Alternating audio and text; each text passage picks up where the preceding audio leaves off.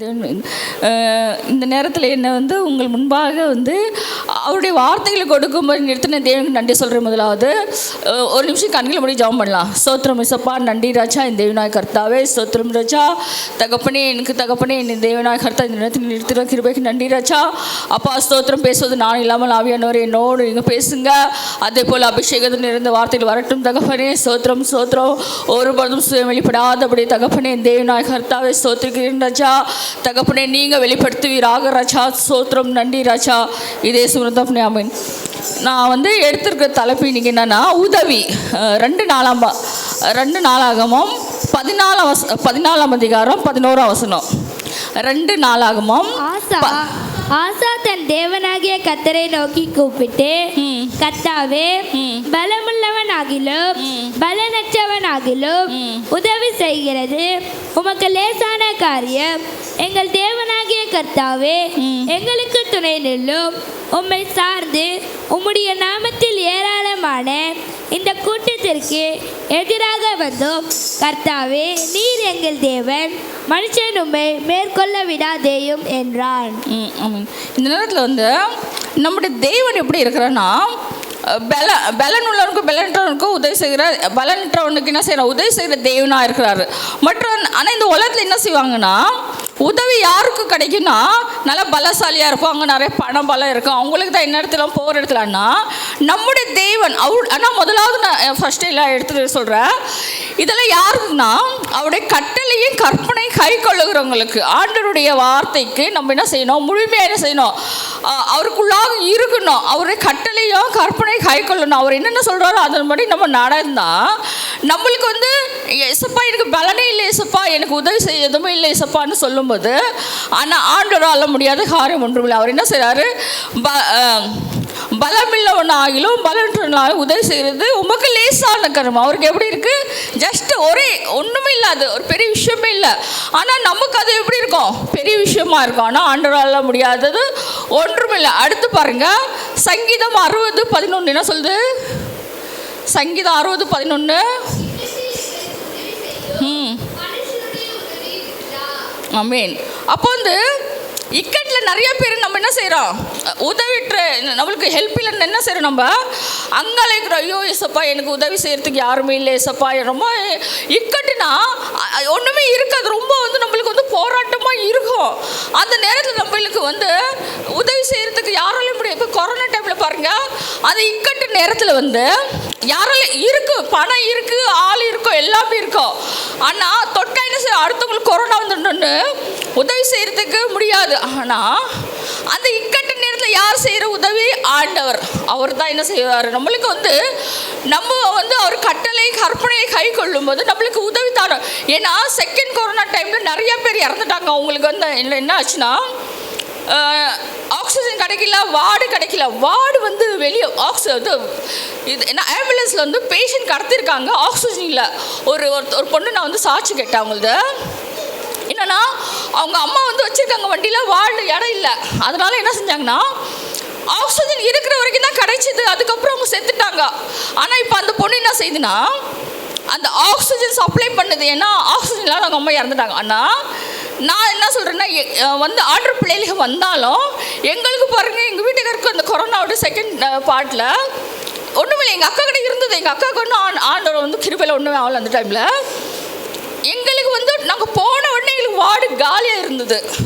அவருக்கு ட்ரீட்மெண்ட் கொடுத்து 3 நாள் நாங்கள் வீட்டுக்கு வந்துட்டோம். அப்போ ஆண்டவர் நம்ம எதனாலனா, அவருடைய பிள்ளைகள் நாங்கள் வெட்கப்பட்டு போகக்கூடாது. நம்மளுக்கு இக்கட்டு வரது இல்லைன்னு சொல்ல, ஏன்னா நம்ம உலகத்தில் இருக்கிறோம், உபத்திரம் உண்டு, ஆனால் அதில் கொள்ளுங்கள் நான் உலகத்தை ஜெயித்துன்னு சொல்ல. அப்போ நம்ம ஆண்டோடைய கற்பனை கை கொள்ளும் போது நமக்கு என்ன செய்யறோம், எவ்வளோ பெரிய இக்கட்டு வந்தாலும் ஆண்டவர் என்ன செய்கிறாரு, நம்மளுக்கு அதுலேருந்து என்ன செய்கிறாரு, உதவி கரத்தை அனுப்புகிறாரு. அந்த இடத்துல அந்த பொண்ணு இருந்தது, அந்த ஆம்புலன்ஸ் ஓட்டுன்னு வர பொண்ணு, அது எங்களுக்கு ஹெல்ப் பண்ணுச்சு. அப்போ இதெல்லாம் எதனாலனா, ஆண்டவர் நோக்கி பார்க்கும்போது எங்கள் கூட ஊழியக்காரர் அம்மாவும் இருந்தாங்க. அப்போ எல்லாமே எங்களுக்கு நாங்கள் ஜபத்தில் இருந்ததுனால எங்களுக்கு ஆண்டவர் உதவி கிடைச்சிது. ஏன்னா நான் நிறையா கேட்டிருக்கேன், செகண்ட் கொரோனா டைமில் நிறையா பேருக்கு இறந்துடும். அதுக்கப்புறம் பாருங்கள், சங்கீதம் 118:13 என்ன சொல்லு பாருங்கள். சங்கீதம் 118:13. நான் பாருங்க, இது யாருன்னா நிறைய பேர் என்ன செய்வாங்க, நம்ம விழுந்தோன்னு நினைப்பாங்க, முன்னேறணும்னு நம்ம நினைக்க மாட்டாங்க. ஆனால் ஆண்டு நம்ம கூட இருக்கும்போது என்ன செய்வார், நமக்கு ஆண்டவர் கர்த்தர் எனக்கு உதவி செய்தார்.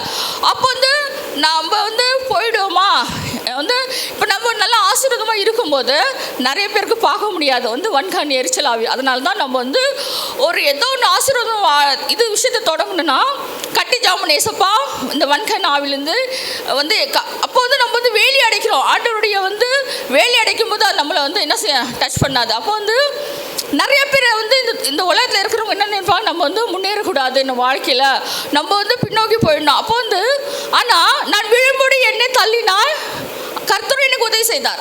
அப்போ வந்து ஆண்டவர் நமக்கு என்ன செய்கிறார், உதவி செய்கிற தேவனாக இருக்கிறார். அப்போ வந்து நம்ம வந்து எதுவும் பயப்படுத்தலை. ஆனால் நம்ம என்ன, நான் ஃபஸ்ட்டு எடுத்த என்ன சொல்லியிருக்கேன், கற்பனை அவருடைய நேர்மையில் என்ன செய்யணும், நடக்கும் போது தான் நம்ம வந்து நம்ம உலக பிரகாரமாக ஆற்றுல ஒரு கால் சேத்துல ஒரு கால் இருந்தால் கண்டிப்பாக நடக்காது. நான் உலகத்தில் இருப்பேன், நான் இப்படியே இருப்பேன், நான் ஆண்டவரும் தேடுவேன், ஜாலியாகவும் இருப்பேன், நான் சினிமா பாட்டும் கேட்பேன், நான் உலக பிரகாரமாக எல்லாமே இருப்பேன்னா கண்டிப்பாக முடியாது. நம்ம என்ன செய்யணும், அவர் சத்தியத்துக்கு கீழ்ப்படினோம். அப்போ வந்து நான் நல்லா பாட்டு பாடுறேனே, நல்லா ஜாப் பண்ணுறேனே, சர்ச்சில் மட்டும் இல்லை, 2 விஷயம் போடக்கூடாது. எப்போவுமே எப்படி இருக்கும், நம்ம ஒரே மாதிரி தான் இருக்கும்போது தான் ஆண்டு நம்மளை என்ன செய்ய நடத்துகிற தேவனாக இருக்கார். இப்போ நான் இந்த ஆளுநர் இருந்து நான் பரிசுத்தமாக இருந்து வீட்டில் போய் அசுத்த காரியத்தை செஞ்சால் ஆண்டவருக்கு பிரியமில்லாத காரியம், அது வந்து 2 விஷயம் போடுறது. அப்போ வந்து என்ன செய்கிறாரு, உன்னை வாந்தி பண்ணி போடுன்னு தான் சொல்கிறாரு. என்ன சொல்கிறாரு, நீ அனலமின்றி குளிரின்றி இருந்தால் என்ன செய்யும், உன்னை வாந்தி பண்ணி போடு என்று சொல்கிறாரு. அப்போ வந்து ஆண்டவருக்குள்ளே எப்படி இருக்கணும், நம்ம நான் கரெக்டாக இருக்கணும். அப்போ வந்து நம்மளுடைய அவருடைய பாதையில் அவர் கற்பனை, அவர் சத்தியம் தான் சொல்லுது. அப்போ வந்து அதன்படி நம்ம நடக்கும்போது ஆண்டு நம்மளை நடத்துவார். அடுத்து பாருங்க, ரோமர் 8:26 என்ன சொல்லி பாருங்க, 8:26 ரோமர். அந்தபடியே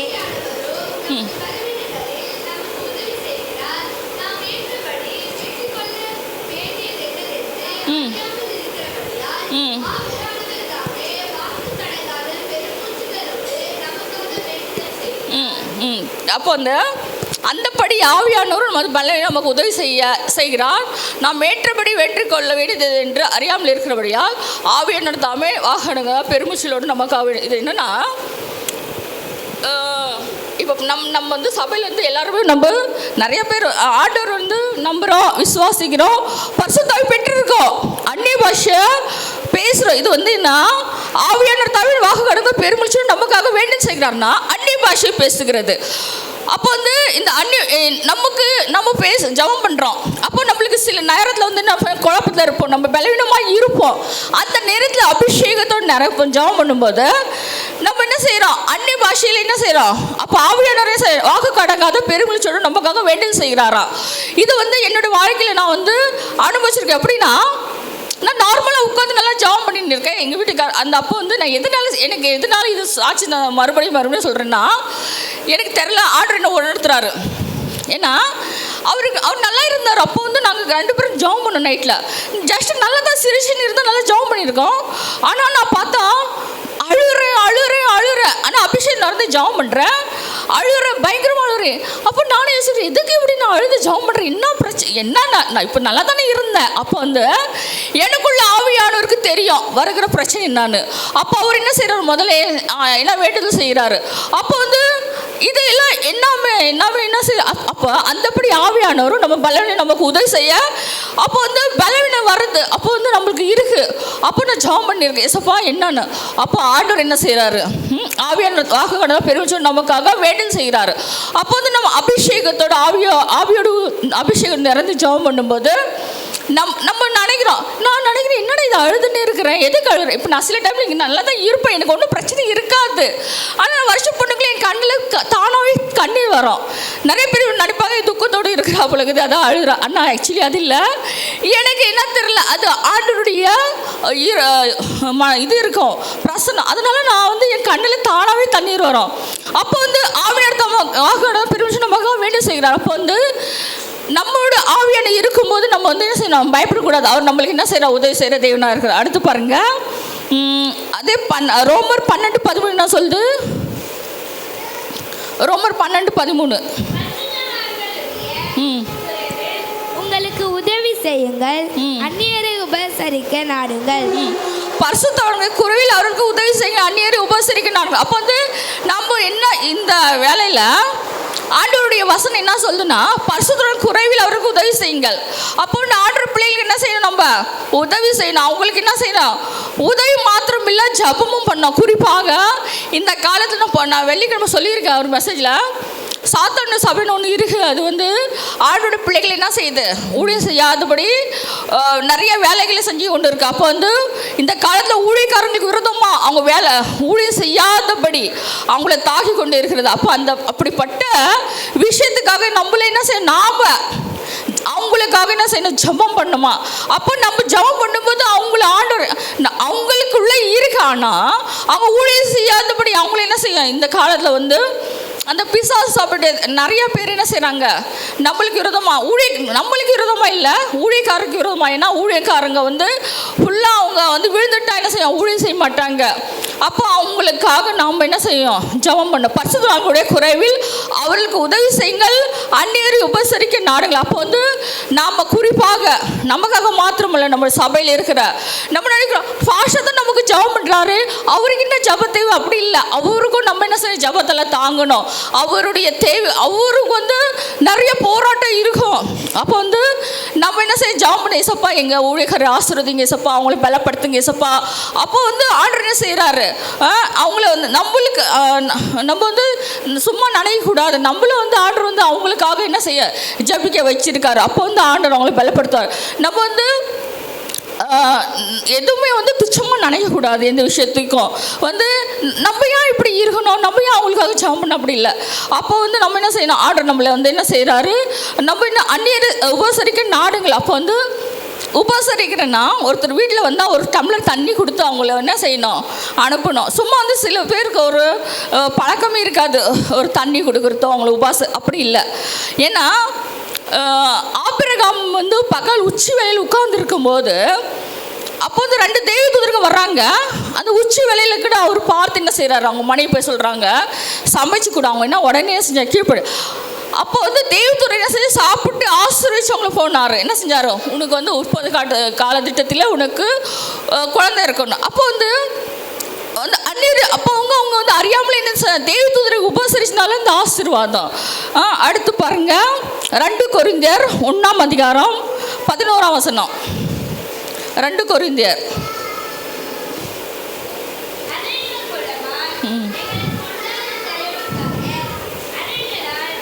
நிமித்தம் ஸ்தோத்திரங்கள் செலுத்தப்படும் பொருட்டு நீங்கள் விண்ணப்பத்தினால் எங்களுக்கு உதவி செய்யுங்கள். ஆமென். அப்போ வந்து அநேகர் எங்களுக்கு உண்டான தயவுக்காக அநேகரால் எங்கள் நிமித்தம் ஸ்தோத்திரங்கள் செலுத்தப்படும் நீங்களும் விண்ணப்பத்தில் எங்களுக்கு உதவி செய்யுங்கள். பவுல் இது யார் எழுதுனா? பவுல் தான் அப்போஸ்தலன் என்பதை நிரூபிக்கிறார். அப்போ வந்து இது யார் எழுதுனா? அப்போஸ்தலன் பவுல் தான் என்ன சொல்கிறாரு? அநேகர் மூலமாக எங்களுக்கு உண்டான தயவுக்காக அநேகரால் எங்கள் நிமித்தம் ஸ்தோத்திரங்கள் செலுத்தும் பொருட்டு நீங்களும் விண்ணப்பம் எங்களுக்கு உதவி செய்யுங்க. அப்போ வந்து விண்ணப்பம்னா அப்போஸ்தலன் பவுல் ஆண்டவர் அபிஷேகம். அவர் வந்து ஆண்டவர் பிள்ளைகளை துன்பப்படுத்தினவர், எல்லாமே செஞ்சார். ஆனாலும் ஒரு காலத்தில் வந்து ஆண்டவர் என்ன செஞ்சார்? அவரை தொட்டு அவரை ஊழியக்காரன் மாற்றினதுக்கு அப்புறம் அவர் என்ன சொல்கிறார்? அநேகர் மூலம் எங்களுக்கு உண்டான தயவுக்காக அநேகரால் எங்கள் நிமித்தம் ஸ்தோத்திரங்கள் செலுத்தும் பொருட்டு நீங்கள் விண்ணப்பத்தினால் எங்களுக்கு உதவி செய்யுங்கள். அப்போ வந்து நம்ம என்ன செய்யணும்? அப்போஸ்தலன் பவுலே சொல்கிறாரு எங்களுக்கு என்ன செய்யணும்? நீங்கள் என்ன செய்ய? விண்ணப்பத்தினால் எங்களுக்கு உதவி செய்யணும். அப்போ வந்து நம்ம ஜபத்தினால என்ன செய்யணும்? ஊழியக்காரனுக்காக என்ன செய்யணும்? நம்ம வந்து ஜபத்தினால தாங்கணும். அடுத்து 1 தீமோத்தேயு 3:13.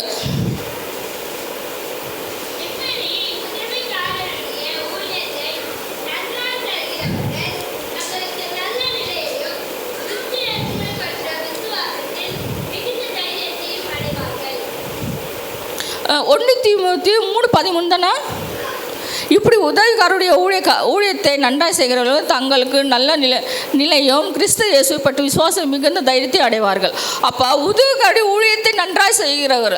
அப்போ வந்து நம்ம வந்து உதவி செய்கிறவங்க யாருன்னா நம்மள வந்து என்ன செய்கிறார்?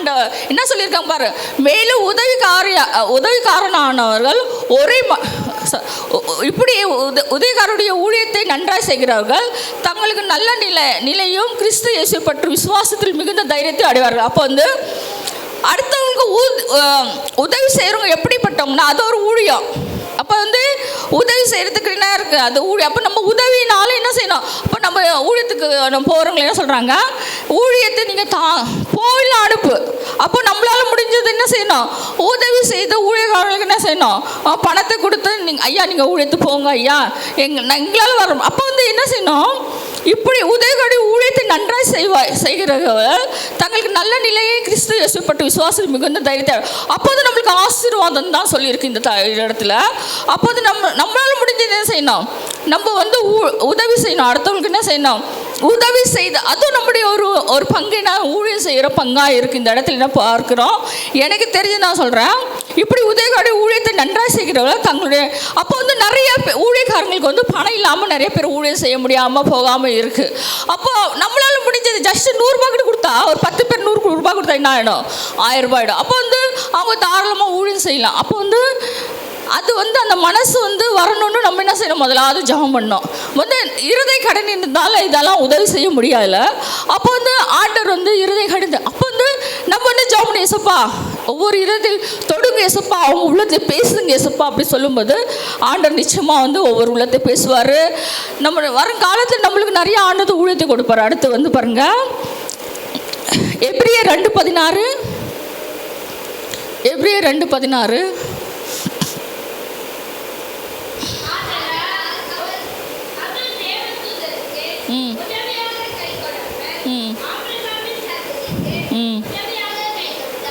பாருங்க எவ்வளோ நம்ம பாக்கியம் உள்ளவங்களா இருக்குமா இல்லையா. இந்த இடத்துல என்ன சொல்கிறாரு, அதனால் அவர் தேவதூதருக்கு உதவியாக கை கொடாமல் அவன் சந்ததிக்கு உதவியாக கை கொடுத்தார். அப்போ நம்ம என்ன இப்போ நிறைய பேர் என்ன சொல்கிறாரு, நம்ம வந்து கிறிஸ்தவங்க வந்து ஆபிரகாம் சந்ததின்னு நிறைய பேர் சொல்லுவோம். அப்போ வந்து இந்த இடத்துல என்ன போட்டிருக்கு, நம்ம வந்து பாக்கியவான். ஆண்டவர் என்ன செஞ்சிருக்காரு, அதெல்லாம் தேவதூதருக்கு உதவியாக கை கொடாமல் ஆபிரகாம் சந்ததிக்கு உதவியாக அப்போ வந்து நம்மளுக்கு ஆண்டவர் என்ன செய்வார், நிச்சயமாக உதவி கொடுப்பார். ஆனால் நம்ம எப்படி இருக்கணும், அவருடைய பிள்ளையாக இருக்கணும், அவர் கட்டளை வந்து கை கொள்ளணும், கற்பனை வந்து கை கொள்ளணும். ஆபிரகாம் எப்படி இருந்தார், விசுவாசத்தின் தகப்பன். அதே போல் நம்மளுக்கு எவ்வளோ பாடு வரட்டும் கஷ்டம் வரட்டும், எனக்கு ஐயோ ஒன்றுமே இல்லையே நான் எப்படி தான் இருப்பேன், நான் அப்படிலாம் இருக்கக்கூடாது. நம்ம என்ன செய்யணும், விசுவாசத்தின் தகப்பன் ஆபிரகாம் சந்ததி. அப்போ நம்ம அப்போ பிள்ளை சொல்லுவாங்க. அப்போ வந்து ஆபிரகாம் இப்போ நம்ம சொல்கிறோம் விசுவாசத்தின் தகப்பன்னு சொல்கிறேன் நான். இப்போ நம்மளுக்கு வந்து முழுமையாக அப்பா ஏசப்பா தான். அடுத்து வந்து ஆபிரகாம் அப்போ வந்து இந்த இடத்துல வந்து நம்ம என்ன செய்யணுமா, அவர் என்ன செஞ்சார், ஆபிரகாம் என்ன செஞ்சார், விசுவாசித்தார். அதனால தான் அவர் 100 வயசுக்கு அதுக்கப்புறம் அவருக்கு வந்து ஆசீர்வாதம் இருக்கும். அப்போ வந்து நம்ம வந்து கொஞ்சம் சொல்கிறோம், ஏசப்பா எனக்கு உதவி செய்கிறதுக்கு யாரும் இல்லை ஏசப்பா, எனக்கு என்னப்பா எவ்வளோ தான் நான் வாழ்க்கையில் கஷ்டப்படுறது, எனக்கு இப்படி தான் என் வாழ்க்கை அப்படி சோர்ந்து போகக்கூடாது. அவர் நிச்சயமாக செய்வார். வந்து நம்ம ஜபம் பண்ணுறதுக்கு என்ன செய்யணும், விட்டுடக்கூடாது, சோர்ந்து போகக்கூடாது. நம்ம வாழ்க்கையில் என்ன செய்யணும், ஜபம் பண்ணி இருக்கணும். அப்போ வந்து நம்மளுக்கு ஆண்டவர் நிச்சயமாக வந்து ஒரு காலத்தில் வந்து நம்மளுக்கு நிச்சயமாக யாருமே ஆண்டவர் வந்து வெட்கப்படுத்த மாட்டார். வந்து நிறைய நான் பார்த்துருக்கேன். வந்து இப்போ நான் வந்து சில விஷயத்தில் ஜெபம் பண்ணும்போது அது வந்து எனக்கு கிடைச்சிருக்கு. அப்போ வந்து நான் ஆண்டவருக்கு நன்றி சொல்கிறேன், ஏசப்பா நீங்கள் செஞ்ச இதுக்கு நன்றி ஏசப்பான்னு. அப்போ வந்து நம்ம வந்து சோர்ந்து போகக்கூடாது. ஆனால் இப்போ வந்து என்ன சொல்லுவாங்க, பானை உலக பிரகாரமாக சொல்கிறேன், பானை நிறைஞ்சி வர நேரத்தில் அந்த என்ன வெண்ணெய் திறந்து வர நேரத்தில் பானை உடற கதையாக நல்லா ஜபத்தில் இருப்போம், நல்லாமே இருப்போம். அப்புறம் நம்மளுக்கு வந்து ஆர்டர் ஆசீர்வாதம் கொடுக்குற நேரத்துலேயே செய்வோம், பின்மாட்டத்தில் போயிடுறது. அப்போ இந்த ஆசீர்வாதம் எங்கே பின்னால் போயிடுது. அப்படி இல்லாமல் ஆசீர்வாதம் பெற வரைக்கும் போராடி ஜபிக்கணும். ஏசப்பா எனக்கு நீங்கள் செய்யுங்க, நான் உங்களுடைய பிள்ளை அப்போ வந்து ஆர்டர் நிச்சயமாக நம்மளுடைய வாழ்க்கையில் செய்வார். நம்மளுக்கு வந்து இப்போ சோதனை இருக்கும், என்ன இவ்வளோ நம்ம வந்து இவ்வளோ படித்து இருக்கோமே நம்மளுக்கு வேலை இல்லை அப்படிங்கிற நினைக்கக்கூடாது, அதுலேயும் ஒரு நன்மை இருக்கும். அப்போ வந்து ஆர்டர் நிச்சயமாக நம்மளுக்கு வந்து ஒரு ஆசீர்வாதம் வாழ்க்கை நிச்சயமாக கொடுப்பார். ஆனால் நம்ம வந்து செய்யணும் போகக்கூடாது, பின்மாட்டத்தில் போகக்கூடாது. அடுத்து வந்து அவருடைய சத்தியத்துக்கு நம்ம வந்து கீழ்ப்படினோம். அவர் என்ன சொல்லி இருக்கிறாருன்னா அதன்படி நடக்கணும். அடுத்து வந்து கடைசியாக சொல்கிறேன், எபிரேயர் அது 2:18 படிங்க. 2:18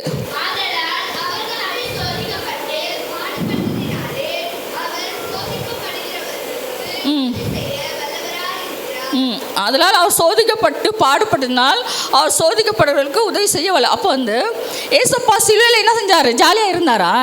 அவர் பாடுபட்டு எவ்வளோ முதல் நாள் நைட்டிலேருந்து அவர் அடுத்த சிலுவையில் அறை வரைக்கும் அவர் என்ன செய்ய பாடுபட்டு எவ்வளோ ரொம்ப கஷ்டப்பட்டு அவருக்கு தெரியும்.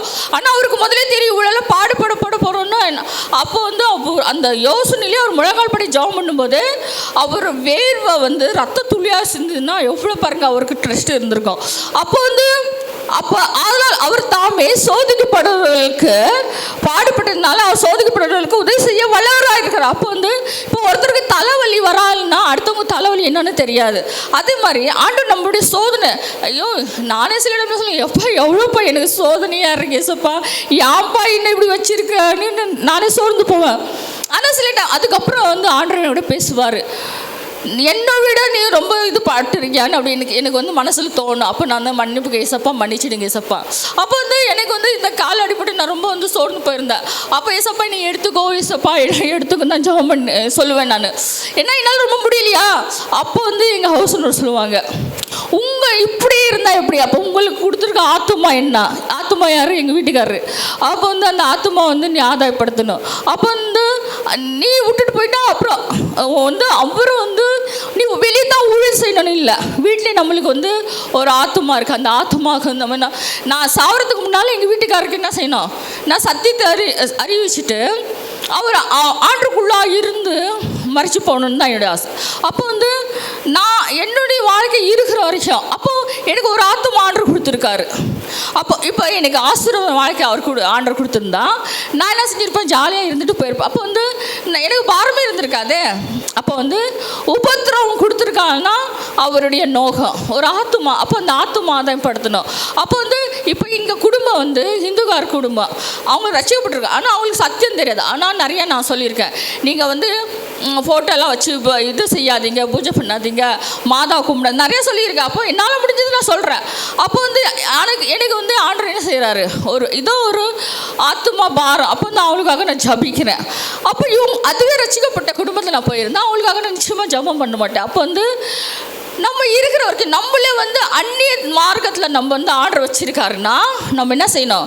நமக்கு கொடுத்துருக்க பாரம் நம்ம சும்மா ஆர்டர் கண்டிப்பாக கேள்வி கேட்பார் நம்மளை. உனக்கு நான் கொடுத்தனே இந்த இவ்வளோ உங்கள் குடும்பத்தில் ரசிக்கப்படாமல் ஜனம் இருந்தாங்க, அவங்களுக்கு நீ சத்தியத்தை சொன்னியா? சத்தியத்தை சொல்லிடுங்க. அவங்க கேட்கட்டும் கேட்காம போட்டோம், நம்முடைய கடமைனா சத்தியத்தை வந்து சொல்லணும். வந்து இயேசு கிறிஸ்து உண்மையில தேவன் அவர் நீ வந்து டக்குன்னு வந்து நம்ம சில பேருக்கு வந்து அவங்க என்ன செய்வாங்க? கேட்க மாட்டாங்க. அப்போ வந்து நம்ம என்ன செய்யணும்? சாட்சி மூலம் சொல்லணும். அற்புதம் தான் நிறைய வந்து எதிர்பார்ப்பாங்க. அப்போ அற்புதத்தை நம்மளுக்கு நடந்தால் அவங்க என்ன செய்வாங்க? ஆண்டவரை ஏற்றுறதுக்கு நிறைய வழி இருக்குது. இப்போ வந்து நானே எங்கள் வீட்டுக்காரோட ஃப்ரெண்டு ஒருத்தர் இருக்காங்க, அவங்க அவங்க வீட்டுக்காரர் ரொம்ப குடிக்கிறாரு. அப்போ எங்கள் வீட்டுக்காரர் பற்றி நான் சொன்னேன், நான் இப்படி ஜெபம் பண்ணேன் ஆண்டோம். அப்போ அந்த பொண்ணு என்ன செய்யும்? ஹிந்துக்கார பொண்ணு தான், ஆனால் அதெல்லாம் ஜெபம் பண்ணோம். ஆனால் இப்போ எங்கே போயிட்டாங்க தெரில, அவங்க தூரமாக இந்த ஊர் விட்டு போயிட்டுறாங்க. அப்போ வந்து நம்மளால் முடிஞ்ச அளவுக்கு நம்ம என்ன செய்யணும்? ஆண்டோட சாட்சி வந்து எப்படி சொல்லணும். சாட்சி சொல்லும்போது நிறைய பேர் ஆண்டோட பிள்ளைகளாக மாற ஆண்டவாதி நம்மளுக்கு என்ன செய்வார்? வழிவாசத்திருப்போம். அப்போ வந்து நம்ம என்ன செய்ய முடிஞ்ச அளவுக்கு நம்ம சும்மா வந்து நீ சாட்சி சொல்லக்கூடாது. அப்புறம் வந்து ஆண்டோடைய ஊழியம் எப்படின்னா, இப்போ நான் வந்து என்கிட்ட வச்சுருக்கேன், அவங்க பட்டினியாக இருக்காங்க வச்சுங்க, அவங்களுக்கு நான் சாப்பாடு கொடுக்காதும் சத்தியத்தை சொன்னால் கண்டிப்பாக அவங்க ஏற்றுக்க மாட்டாங்க. நம்மளை எப்படி செய்ய முதல்ல பிரியப்படுத்தணும். அவங்கள வந்து நம்மளை வழி கொண்டு வரணும்னா அவங்களோட நல்லா பேசணும், நல்லா இருக்கணும். அவங்க நம்ம கரன்னு பேசிட்டு அவங்களோட மூஞ்சி வந்து சண்டை போடுற மாதிரி பேசினா அவங்க ஆண்டோட சத்தியத்தை வந்து கேட்கும். அப்போ வந்து நம்ம என்ன செய்யணும்? ஆண்டோட சத்தியத்தை சொல்லணும்னா எப்படி செய்யணும்னா, முதலாவது என்ன செய்யணும்? ஆண்டோடைய வழியில் அவர் அன்புள்ள தெய்வனாக இருந்த போல் நம்மளே செய்யணும், அன்பு காட்டணும். அன்பு காட்டும் போது தான் அவங்கள என்ன ஆண்டவர் ஏற்றுக்குவாங்க. நம்ம வந்து நம்ம இஷ்டத்துக்கு இருந்து இவங்க வந்து ஏசப்பா மாற்றினா கண்டிப்பாக மாறாது. ஏன்னா நம்ம வந்து நிறைய இறங்கி வரணும். வந்து ஒரு சகோதரி அவங்க என்ன செஞ்சாங்க? என்ன வந்து ஒரு மாதிரி பேசிட்டாங்க. அவங்க என்ன ஒரு மாதிரி பேசுறதுனால நானும் அவங்கள பேசிட்டேன். அப்போ வந்து எனக்குள்ள இப்போ அவங்களுக்கு எனக்கு என்ன வித்தியாசம் இருக்குது? அப்போ நான் என்ன செஞ்சேன்? இப்போ நான் அவங்க கூட என்ன செய்ய தாழ்ந்து போய் மன்னிப்பு கேட்டேன். சாரிக்கா நான் சொல்லுறது மன்னிச்சிடு. எதுனாலனா நான் ஆண்டோட பிள்ளை. அப்போ வந்து நான் அவங்களுக்கு காமிக்கிறேன் ஏசப்பா. அப்போ வந்து நான் சொல்லும்போது அந்த அக்காவுக்கு ரொம்ப சந்தோஷம். அந்த அக்கா என்ன செஞ்சாங்க? பரவாயில்ல. அப்புறம் அவங்க வந்து யார்கிட்ட நல்லா பேச ஆரம்பிச்சிட்டாங்க. இது நான் வந்து நீ என்ன பேசிட்டு நான் ஒன்று பேசிட்டேன்னு கடுப்பாக இருந்தால் அவங்களுக்கு எனக்கு வித்தியாசம் இருக்காது. அப்போ வந்து நானே போய் எதுக்கு அவங்க வந்து என்னை திட்டாங்க, நானும் வந்து ஒரு மாதிரி பேசிட்டானா அதுக்கப்புறம் எனக்கு உள்ள ஆண்டர் பேசினார், உனக்குள்ள என்ன வந்து வித்தியாசம். அப்போ வந்து நான் தாழ்ந்து போய் அவங்ககிட்ட பேசுனதுக்கு அப்புறம் தான் அவங்க என்ன செஞ்சாங்க. அப்போ இயேசுடைய அன்பு நம்ம என்ன செய்யணும், காண்பிக்கணுமா. அப்போ வந்து நான் வந்து வெள்ளிக்கிழமை ஃபாஸ்டிங் ப்ரேயரில் சொல்லியிருக்கேன், பவித்ராங்கெல்லாம் தெரியும். வந்து பிசாசபை இது அமெரிக்காவில் இருக்குது பிசாசபை. அப்போ அந்த தலைவர் வந்து போய் ஒரு இன்டர்வியூக்கு ஒரு சேனலுக்கு போயிருக்காரு. அது கிறிஸ்டின் சேனல் நினைக்கிறேன், கிறிஸ்டின் சேனல் என்ன தெரியல அது. ஆனால் அந்த சகோதரி வந்து அந்த யார் அந்த நம்முடைய வந்து இது கிறிஸ்தவங்களுக்கு எதிர்ப்பாக இருக்கிற சாத்தானிய சபையுடைய தலைவர் என்ன செஞ்சுருக்காருன்னா இன்டர்வியூ கொடுத்துன்னு இருக்காரு. ஆனால் அந்த சகோதரி ரொம்ப அன்பாக பேசியிருக்காங்க. ரொம்ப அன்பாக பேசுனதுனால அந்த மகன் வீட்டுக்கு போனதுக்கப்புறம் ரசிக்கப்பட்டு இப்போ வந்து கிருஷ்ணா மாறி இருக்காரு. யார் சாத்தானிய சபை தலைவர் மாறி இருக்காருன்னா, அப்போ நம்மளுக்குள்ள நம்ம நடுவில் இருக்கிற அந்நிய ஜனங்களை வணங்குற பிள்ளைகளை ஏன் மாற மாட்டாங்க. நம்ம வந்து என்ன செய்யணும், அன்பால் தான் மாற்ற முடியும் தவிர எதால் அப்போ இயேசு அன்புள்ளவராக இருந்தது போல் நம்முடைய குணங்கள்னால நம்ம என்ன செய்யணும், அடுத்தவங்களுக்கு காமிக்கணும். ஏன்னா அந்த சாத்தானிய சபை தலைவர் மாறும்போது அவர் சொல்கிறாரா, அந்த சகோதரிக்குள்ளாக இயேசுடைய அன்பு இருந்ததுனால அவங்க என்ன அன்பு காமிச்சாங்க. அந்த அன்பு பார்த்து அப்போ இயேசப்பா எவ்வளோ அன்புள்ளவராக இருப்பார். அப்போ ஒரு வேளைக்கு அந்த சகோதரி ஜெபம் பண்ணியிருப்பாங்க நினைக்கிறேன். ஏன்னா அவர் வீட்டுக்கு போனதுக்கப்புறம் ஆண்டவருடைய வந்து அவங்க சத்தத்தை கேட்டாராம். அப்போ நிச்சயமாக அப்போ வந்து நமக்கு கொடுத்த ஆத்மா நம்ம வெறுமையாக அனுப்பணும். நம்ம வந்து என்ன செய்யணும், நம்மளுடைய முடிஞ்ச அளவுக்கு நம்ம என்ன செய்யணும், ஆண்டவர் நாமத்தை மயப்படுத்தும். தேவன் தாமே இது வேதசனை ஆசீர்வதிப்பாராக.